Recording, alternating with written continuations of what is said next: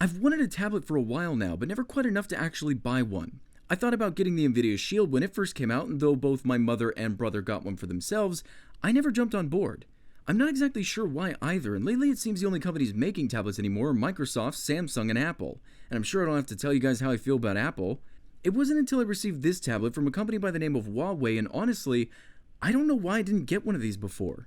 This is the Huawei MediaPad M5 Pro, and this is actually part of their MediaPad tablet series that they developed to compete with Apple. Sounds like my kind of company.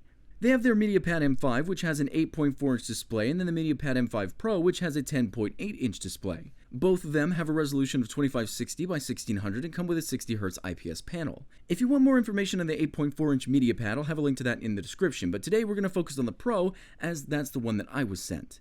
Now, besides the size difference, the Pro comes with a few other features that the 8-inch simply does not. For example, the Harman Kardon quad speakers, which are really nice and sound a lot better than I would have expected. And then the Pro can also come with a keyboard and stylus, which I did not receive, and we'll talk more about those in a second. First, let's delve into the specs. The processor in this thing is a HiSilicon Kyber 960 octa-core CPU running at 2.4 GHz, and an ARM Mali G71 running at 1037 MHz. This tablet comes in two different models, a 64GB and a 128GB internal, with up to 256GB of upgradable SD storage. The tablet also houses 4GB of RAM, which sounded kinda low to me until I looked up the competition and realized most other tablets are sporting the same amount. And then we have the 7500 mAh battery, which as you can imagine lasts forever and surprisingly charges from 0 to 100 in under 3 hours. However, this is only if you're using the fast charging cable that came within the box. Now if you've seen my product reviews before, you know I like to keep them simple. I talk about specs, features/pros, and then the cons, so let's get to the features and pros. First thing I want to talk about is the build quality. It seems Huawei wanted to compete with Apple, and I can't stress enough how happy that makes me, and they certainly didn't skimp on the material. This tablet is full metal and glass, with the only plastic on it being where the antennas on the back are located for better signal. And yes, this does mean this tablet is 4G capable.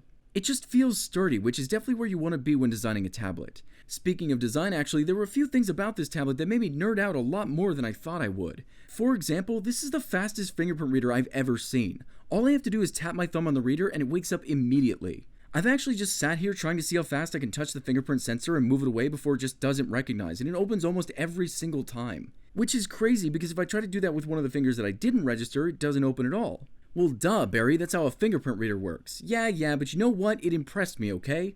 Another thing that really impressed me was the backlight. This tablet has an incredible range of how bright and dim it can get, and the auto brightness software is spot on and constantly adjusting to always reach the right brightness for you, which I thought was really cool and hadn't seen work so well on other devices. Let's talk about the camera. This tablet comes equipped with a 13 megapixel primary camera with the secondary being an 8. The settings, however, are really nice to have. With things like HDR, panorama, time-lapse, night shot, you can change the resolution, which are all variants of 4K with a different aspect ratio. The camera's a lot nicer than I thought for a tablet and competes quite well with other tablets in the market. Videos were also quite impressive as this shoots at up to 4K 30fps, but the camera isn't the only thing that's optimized. In fact, this tablet comes with built-in storage optimizers as well as CPU optimizers for those of you who might want to use this to play video games. They're actually pretty useful, and I really appreciated all the little features that were built into it. Like this eye comfort setting, which adds more orange into the screen so you don't tire out your eyes, or it's screen recorded just in case you like to record a good moment in a video game, or whatever else you may want to use it for. But my favorite is this desktop mode.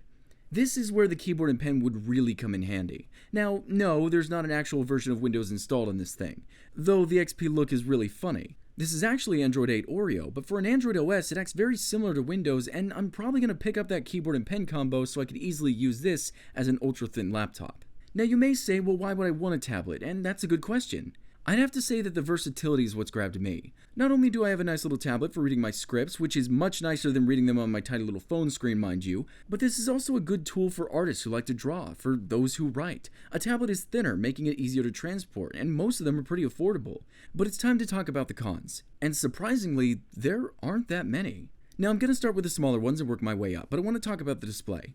This is a standard 60Hz IPS display, but I really think they could have strived for more.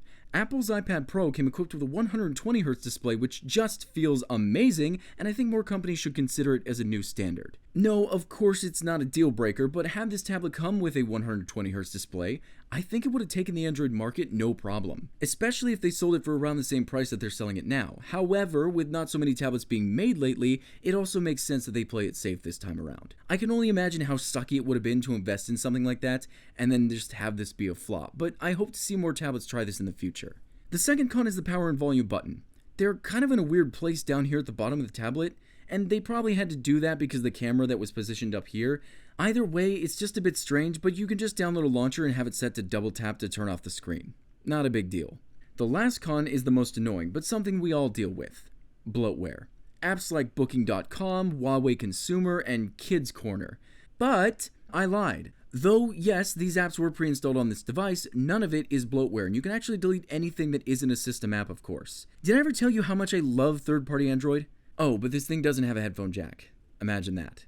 In all, this is a really well-rounded tablet. Compared to others on the market right now, this thing's definitely a competitor, even price-wise from what they're saying. I mean, just look at the prices from Apple. $650 to $800. Microsoft's tablet goes for around $500 at lowest price, and then Samsung's just all over the place, so they're competing tablets costing from $600 to $1,300. How much is this tablet here? $350, depending on the model, of course, which surprised me a lot, but with a price like that, they may just get their name out there this year, and I'm rooting for them. Tablets can do so much. You can read books, watch movies, listen to music, read a script. They're just so much more convenient than they were all those hundreds of years ago. I mean, Moses could only store 10 commandments on his. What? That's not being blasphemous. No, I don't know what Armageddon is. It's not like it's the end of the world or anything. Friggin' idiot ruined my outro.